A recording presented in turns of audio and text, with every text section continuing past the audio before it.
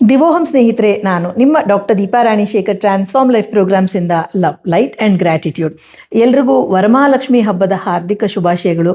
ವರಮಹಾಲಕ್ಷ್ಮಿ ಅಂದ್ರೇ ಸಂಭ್ರಮ. ಅಂದರೆ ನಾಗರ ಪಂಚಮಿ ಆದಮೇಲೆ ಮೊದಲು ಬರುವ ಸಂಭ್ರಮದ ಹಬ್ಬ. ಯಾಕೆಂದರೆ ನಾಗರ ಪಂಚಮಿ ನಾಗರ ಪೂಜೆ ಮಾಡ್ತೀವಿ, ಮನೆಯಲ್ಲಿ ಮಾಡ್ತೀವಿ. ಅಂದರೆ ತುಂಬ ಜನ ಮಾಡೋದು ಇಲ್ಲ ಅದನ್ನು, ಕೆಲವರು ಮಾಡ್ತಾರೆ. ಮತ್ತು ಹುತ್ತದ ಹತ್ತಿರ ಮಾಡುವಂಥ ಹಬ್ಬ ಅದು. ಮನೆಯಲ್ಲಿ ವಿಜೃಂಭಣೆಯಿಂದ ಆಚರಿಸೋ ಹಬ್ಬ, ಪ್ರಪ್ರಥಮ ಹಬ್ಬ ಅಂತ ಹೇಳ್ಬೋದು. ಶ್ರಾವಣದಲ್ಲಿ ಬರುವಂಥದ್ದು ವರಮಹಾಲಕ್ಷ್ಮಿ. ಸೊ ವರಮಹಾಲಕ್ಷ್ಮಿ ಹಬ್ಬದ ಬಗ್ಗೆ ನಾನು ಹೇಳೋ ಮುಂಚೆ ನಿಮಗೆ ಗೊತ್ತು, ಪ್ರತಿ ವಿಡಿಯೋದಲ್ಲಿ ಈ ನನ್ನ ಕಳಕಳಿಯ ವಿನಂತಿ ಇರುತ್ತೆ. ನಮ್ಮ ಚಾನಲ್ನ ತುಂಬ ಜನ ಲೈಕ್ ಮಾಡ್ತೀರಾ, ಶೇರ್ ಮಾಡ್ತೀರಾ, ಸಬ್ಸ್ಕ್ರೈಬ್ ಕೂಡ ಮಾಡ್ಕೊಂಡಿದ್ದೀರಾ. ಅವರಿಗೆ ನನ್ನ ತುಂಬು ಹೃದಯದ ಧನ್ಯವಾದಗಳು. ಯಾರೆಲ್ಲ ಇನ್ನೂ ಮಾಡ್ಕೊಂಡಿಲ್ಲ, ದಯವಿಟ್ಟು ಬೆಲ್ ಐಕನ್ನ ಕ್ಲಿಕ್ ಮಾಡಿ ಚಾನಲ್ನ ಸಬ್ಸ್ಕ್ರೈಬ್ ಮಾಡ್ಕೊಳ್ಳಿ ಅಂತ ಹೇಳಿ ನನ್ನ ಸವಿನೀಯ ವಿನಂತಿ. ಯಾಕೆಂದರೆ ವಿಡಿಯೋ ಬಂದ ತಕ್ಷಣ ನಿಮಗೆ ಆಗ ಗೊತ್ತಾಗತ್ತೆ. ಮತ್ತೊಂದು ರಿಕ್ವೆಸ್ಟ್, ಇದನ್ನು ನಾನು ಕೆಲವೊಂದು ವಿಡಿಯೋಗಳಲ್ಲಿ ಕೂಡ ಹೇಳಿದ್ದೀನಿ. ವಿಡಿಯೋನ ಒಂದಲ್ಲ ಎರಡಲ್ಲ 3 ಸತಿ ನೋಡಿ. ನಿಮ್ಗೆ ಯಾವುದಾದ್ರೂ ಡೀಟೇಲ್ಸ್ ಮಿಸ್ ಆಗಿದ್ರೆ ಅಲ್ಲಿ ಗೊತ್ತಾಗತ್ತೆ. ಸಾಧಾರಣವಾಗಿ ಅದರಲ್ಲಿ ಬಳಸಿದಂಥ ಉಪ್ಪು ಅಥವಾ ನೀರೇನಿರುತ್ತೆ ಅದನ್ನು ನೀರಿಗೆ ಅಥವಾ ಭೂಮಿಗೆ, ನೀರು ಅಂತಂದಾಗ ನೀವು ಫ್ಲಶ್ ಮಾಡ್ಬೋದು, ಭೂಮಿಗೆ ಅಂದಾಗ ಪಾಟಲ್ಲಿ ಅಥವಾ ಗಿಡದ ಬುಡಕ್ಕೆ ಹಾಕ್ಬೋದು. ಇದು ಸಾಧಾರಣವಾದ ಪದ್ಧತಿ. ಅದು ಬಿಟ್ಟು ಬೇರೆ ಇದ್ದಾಗ ನಾನು ಹೇಳಿರ್ತೀನಿ. ಮತ್ತು ಅದು ಒಂದು. ಮತ್ತು ಇನ್ನೊಂದು ಏನಂತಂದರೆ, ಕಾಮೆಂಟ್ ಸೆಕ್ಷನಲ್ಲಿ ಈ ವಿಡಿಯೋ ಬಗ್ಗೆ ನಿಮ್ಮ ಅನಿಸಿಕೆ, ಇದರಿಂದ ನಿಮಗೆ ಏನು ಸಹಾಯ ಆಯಿತು, ಹೇಗೆ ನಿಮ್ಮ ಒಂದು ಸಮಸ್ಯೆ ಪರಿಹಾರ ಆಯಿತು ಅನ್ನೋದನ್ನು ತಿಳಿಸ್ಬೇಕು. ಆದರೆ ತುಂಬ ಜನ ಏನು ಮಾಡ್ತೀರಾ ಅಂದರೆ, ವರಮಹಾಲಕ್ಷ್ಮಿ ವಿಡಿಯೋನಲ್ಲಿ ಹೇರ್ ಫಾಲ್ಗೆ ಒಂದು ಸ್ವಿಚ್ ವರ್ಡನ್ನು ಕೇಳ್ತೀರಾ, ಅಥವಾ ಮದುವೆ ಆಗಬೇಕು ಅಂತ ಕೇಳ್ತೀರಾ. ಇನ್ನು ಕೆಲವರು ಹೆಲ್ತ್ ಬಗ್ಗೆ ಏನಾದ್ರು ಹೇಳಿದರೆ, ಹೆಲ್ತ್ ಅಂದಾಗ ಏನೂ ಸ್ಪೆಸಿಫಿಕ್ ಗೊತ್ತಿಲ್ಲದೆ ಏನೂ ಹೇಳೋದಕ್ಕೆ ಆಗಲ್ಲ. ಸೊ ಹಾಗಾಗಿ ನಿಮ್ಮ ಒಂದು ಪ್ರಶ್ನೆಗಳೇನಿದ್ರೂ ಅದು ಈ ವಿಡಿಯೋಸು ಫ್ರೀ ಇರುತ್ತೆ. ನಿಮಗೆ ಸಹಾಯ ಆಗಲಿ, ಕೆಲವೊಂದು ಪರಂಪರೆಯ ವಿಷಯಗಳು, ಕೆಲವೊಂದು ಎನರ್ಜಿ ವಿಷಯಗಳು ಗೊತ್ತಾಗಲಿ ಅಂತ ಈ ಎಲ್ಲ ವಿಡಿಯೋ ಫ್ರೀನೇ ಇದೆ. ಈ ಫ್ರೀ ವಿಡಿಯೋಸಲ್ಲಿ ನೀವು ಪ್ರಶ್ನೆಗಳನ್ನು ಕೇಳಿದಾಗ ನಾನು ಅದಕ್ಕೆ ಉತ್ತರಿಸ್ತಾ ಹೋದಾಗ ಇದರ ಒಂದು ಎನರ್ಜಿ ಕಮ್ಮಿಯಾಗಿ ಹೋಗುತ್ತೆ. ನಿಮಗೆ ಪರ್ಸ್ನಲ್ ಇಶ್ಯೂಸ್ ಇದ್ದಾಗ ನೀವು ಅದನ್ನು ಸ್ಕ್ರೀನಲ್ಲಿ ಕಾಣೋ ನಂಬರ್ಗೆ ಫೋನ್ ಮಾಡಿ ಅಥವಾ ಮೆಸೇಜ್ ಮಾಡಿ. ಫೋನು ತೆಗೆದಿಲ್ಲ ಅಂದಾಗ, ರಜಾ ಇದ್ದಾಗ, ನಮ್ಮದು ಕಾಲ್ ಸೆಂಟರ್ ಅಲ್ಲ, ಒಂದು ಸಮಯ ಆದಮೇಲೆ ಫೋನ್ ಸ್ವಿಚ್ ಆಫ್ ಆಗಿರುತ್ತೆ. ಮೆಸೇಜನ್ನು ಹಾಕಿದಾಗ ಖಂಡಿತ ನಾವು ಮರುದಿನ ಅಥವಾ ರಜಾ ಮುಗಿದು ವಾಪಸ್ ಬಂದಾಗ ನಿಮಗೆ ನಾವು ರೆಸ್ಪಾಂಡ್ ಮಾಡ್ತೀವಿ. ಸೊ ಈಗ ಕಥಾ ಸಮಯ ಅಲ್ವಾ.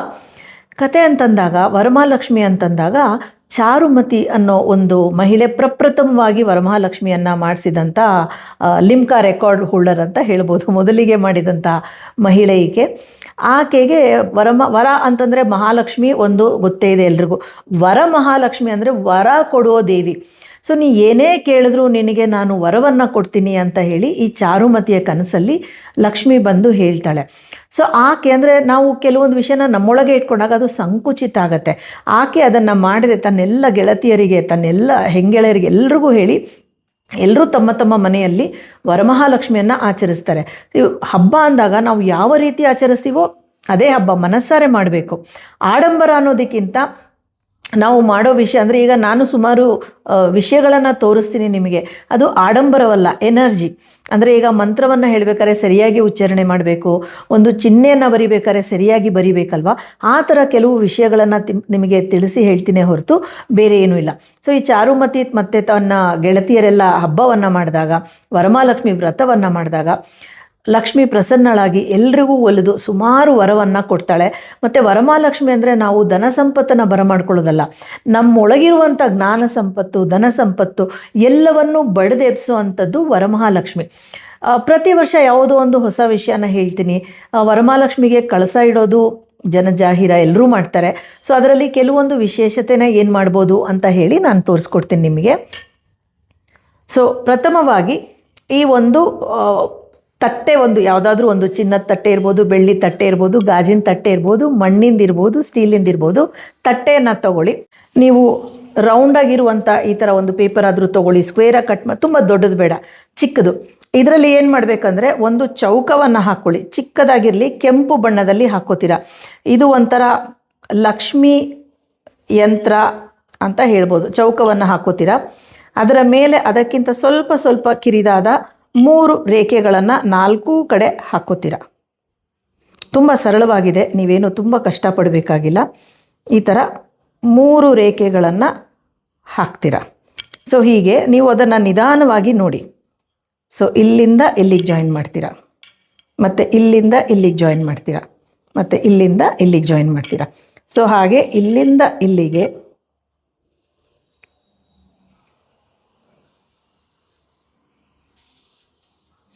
ಸೊ ಹೀಗೆ ಮಾಡಿದಾಗ ಆ ಒಂದು ಎನರ್ಜಿ ಹೆಚ್ಚುತ್ತಾ ಹೋಗುತ್ತೆ.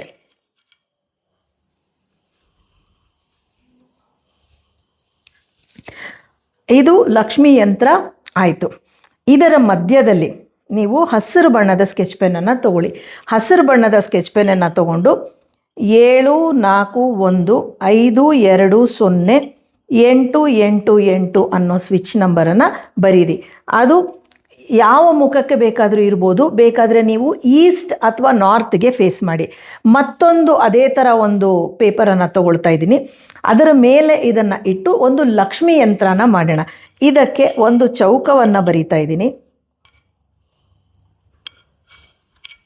ಅದರಲ್ಲಿ ಮಧ್ಯ ಹಾರಿಜಾಂಟಲ್, ವರ್ಟಿಕಲ್, ಇದು ಗ್ರೀನ್ ಸ್ಕೆಚ್ ಪೆನ್ನಲ್ಲಿ ಮಾಡ್ತಾ ಇದ್ದೀನಿ. 4 ಚೌಕವನ್ನು ಬರೆದ ಮೇಲೆ 2 ಲೈನನ್ನು ಹಾಕ್ತಾ ಇದ್ದೀನಿ. ಸೊ ಒಟ್ಟು ನನಗೆ 9 ಚೌಕಗಳು ಸಿಕ್ಕಿವೆ. 4 3 8, ಫಸ್ಟ್ ರೋ 4 3 8, ಆಮೇಲೆ 6 5 1, ಮತ್ತು ಕೊನೆಯದಾಗಿ 2 7 6. ಇದು ಮತ್ತೊಂದು ಲಕ್ಷ್ಮಿ ಯಂತ್ರ. ಸೊ ಈ ನಂಬರ್ 2 ಒಂದೇ ಕಡೆ ಇರಬೇಕು, ಆಯಿತಾ. ಈಸ್ಟ್ ಅಂದಾಗ ನಮ್ಮ ಮನೆಯಲ್ಲಿ ನಾನು ಕೂತಿರೋ ದಿಕ್ಕಲ್ಲಿ ಇದು ಈಸ್ಟ್ ಆಗುತ್ತೆ. ಹೀಗೆ ಇಟ್ಟ ಮೇಲೆ ಇದರ ಮೇಲೆ ಒಂದು ಸ್ವಲ್ಪ ಅಕ್ಕಿಯನ್ನು ಹಾಕ್ತೀನಿ. ಅಕ್ಕಿ ಅಂತಂದರೆ ಅದು ಏಳಿಗೆ, ಸಮೃದ್ಧಿ, ಫರ್ಟೈಲಿಟಿ ಇದೆಲ್ಲದರ ಪ್ರತೀಕ. ಅದರ ಮೇಲೆ ಒಂಚೂರು ಅರಿಶಿನ ಕುಂಕುಮ, ಶುಭದ ಸಂಕೇತ, ಅದನ್ನು ಕೂಡ ಹಾಕ್ತೀನಿ. ಹಾಕಿಬಿಟ್ಟು ಒಂದು ನಾಣ್ಯವನ್ನು ಇಡ್ತಾ ಇದ್ದೀನಿ. ನಾನು ಸಹಜವಾಗಿ ತೆಗೆದೆ, ನನ್ನ ಅದೃಷ್ಟಕ್ಕೆ 5 ರೂಪಾಯಿ ಚಿನ್ನದ ನಾಣ್ಯ ಬಂದಿದೆ. ಅದರ ಮೇಲೆ ನೀರು ತುಂಬಿದ ಈ ಕಳಸವನ್ನು ಇಡ್ತಾ ಇದ್ದೀನಿ.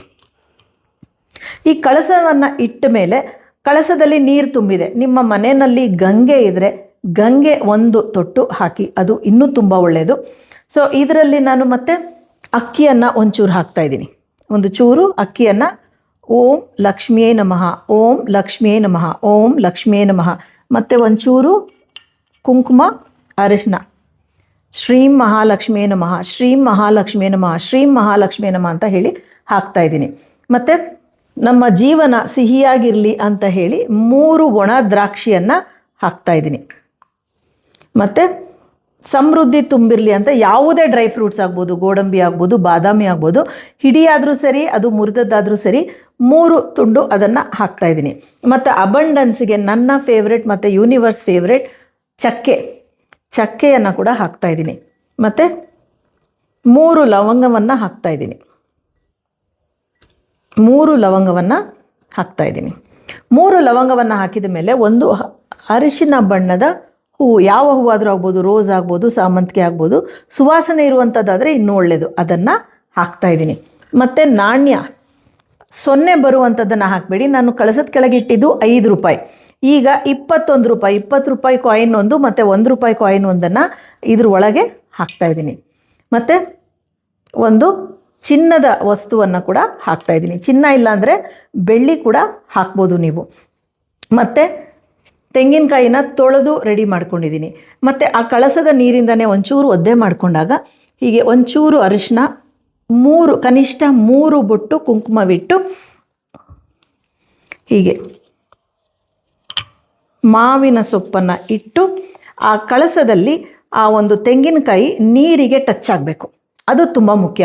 ಇದರ ಅರ್ಥ ಏನು ಅಂತಂದಾಗ ಮತ್ತೆ ಇದಕ್ಕೆ ಹೂವನ್ನು ಇಡಬೇಕಾಗತ್ತೆ. ನಾವು ಇದಕ್ಕೆ ಹೂವನ್ನು ಇಡಬೇಕಾಗತ್ತೆ.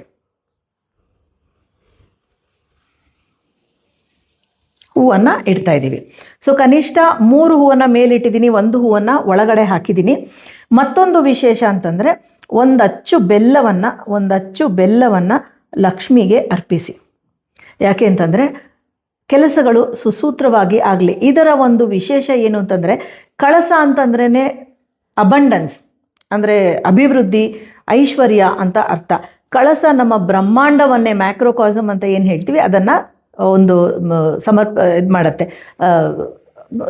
ಒಂದು ಪ್ರತೀಕವಾಗಿ ಇರುತ್ತೆ ಅಂತ ಹೇಳ್ಬೋದು. ಯೂನಿವರ್ಸ್, ಮ್ಯಾಕ್ರೋಕಾಸಮ್ ಅಂದರೆ ಒಂದು ಬ್ರಹ್ಮಾಂಡ ಅಂತ ಹೇಳಿ. ಅದರೊಳಗೆ ನೀರೇನಿದೆ ಅದು ಎಲ್ಲವೂ ಅಂದರೆ ಬ್ರಹ್ಮಾಂಡದಲ್ಲಿ ಎಲ್ಲವೂ ಮೂಮೆಂಟ್, ಚಲನೆಯಲ್ಲಿ ಇರುತ್ತಲ್ವ, ನೀರು ಮೂಮೆಂಟಲ್ಲಿ ಇರುತ್ತೆ.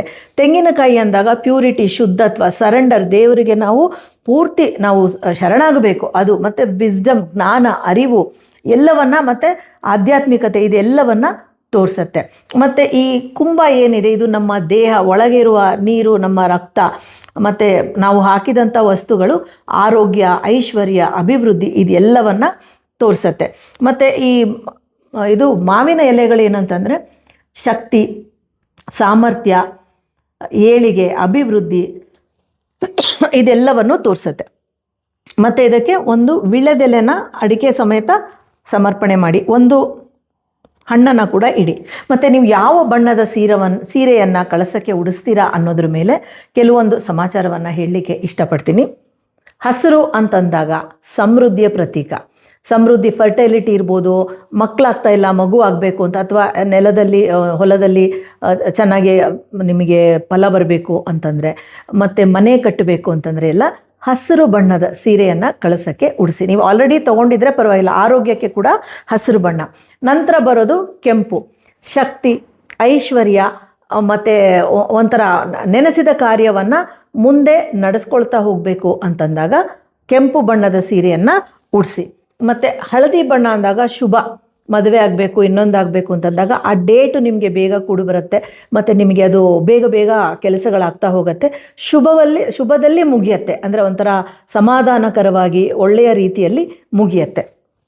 ಮತ್ತು ಪಿಂಕ್, ಗುಲಾಬಿ ಬಣ್ಣ ಅಂದಾಗ ಪ್ರೀತಿ, ಕರುಣೆ, ಅನುಕಂಪ ಇದೆಲ್ಲವೂ ಬರುತ್ತೆ. ಮದುವೆ ಆಗಬೇಕು ಅಂತಂದಾಗ ಯೆಲ್ಲೋ ಮತ್ತು ಈ ಪಿಂಕನ್ನು ಬಳಸಿ. ಮತ್ತು ಬಿಳಿ, ನಾವು ಬರೀ ಬಿಳಿ ಯಾರೂ ಉಡೋದಿಲ್ಲ, ಬಿಳಿ ಮೇಲೆ ಕಾಪರ್ ಜರಿ ಇದೆ. ಬಿಳಿ ಅಂತಂದಾಗ ಶುದ್ಧತ್ವ ಮತ್ತು ಕೆಲಸ ಚೆನ್ನಾಗಿ ಆಗೋದು ಇದೆಲ್ಲವೂ ಇರುತ್ತೆ. ಮತ್ತು ನೀಲಿ ಬಣ್ಣ ಅಂತಂದಾಗ ಸ್ಟೆಬಿಲಿಟಿ, ಸ್ಥಿರತೆ, ಮತ್ತು ಯಾವುದೇ ಕೆಲಸ ಇದ್ರೂ ಅದು ಶುರು ಆದಮೇಲೆ ಗಟ್ಟಿ ನಿಲ್ಲತ್ತೆ.